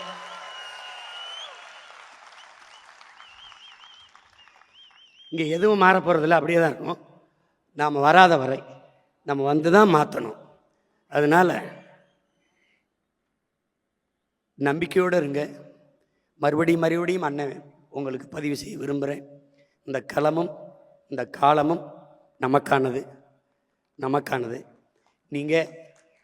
நீங்கள் எதுவுமே இல்லை என்றாலும் நமக்கு சத்தியம் இருக்கிறது, சரித்திரம் இருக்கிறது, அது சாட்சியாக இருக்கும், இது வழிகாட்டும். ரெண்டாவது, நம்பிக்கையோடு இருங்க. எந்த சூழ்நிலையும் உங்கள் நிழலாக உங்கள் அண்ணன் உங்கள் அருகிலேயே பின்தொடர்ந்து வருவேங்கிறத நம்பிக்கையாக இருங்க. யார் இல்லைனாலும் உங்கள் அண்ணன் இருக்கேன், அடர்த்தியான நம்பிக்கையாக இருக்கேன். உறுதியாக வெல்லுவோம். இந்த 18 முடிஞ்சிருச்சு. இனி நான் ஜூன் மாதத்துலேருந்து ஒவ்வொரு மாவட்டமாக பயணம் பண்ணி வந்து முதல்ல மாதிரி வந்து உங்களையெல்லாம் சந்தித்து என்னென்ன எது சரி செய்யப்படணும் சரி செஞ்சு படையை பெருக்கி தடையை நொறுக்கி இனத்தின் விடுதலையே இறுதி இலக்காக்குவோம். களத்தை இழக்கலாம், காலத்தையும் இழக்கலாம், பழத்தை இழந்து விடக்கூடாது என்கிறார் தலைவர். பழத்தை பெருக்குவோம், படையை பெருக்குவோம், மக்கள் நம்மளை தேடி வருவார்கள். அதுவரை நாம் களத்தையும் காலத்தையும் தயாரித்து கொண்டிருப்போம். உறுதியாக நீங்கள் கவலையே படாதீர்கள். நம்ம உயிர் தலைவன் காலம் வரும் என்று காத்திருந்தவன் அல்ல, நமக்கான காலத்தை தனக்கான காலத்தை உருவாக்கியவன். இது நமக்கான காலம், நாம் உருவாக்கிய காலம்.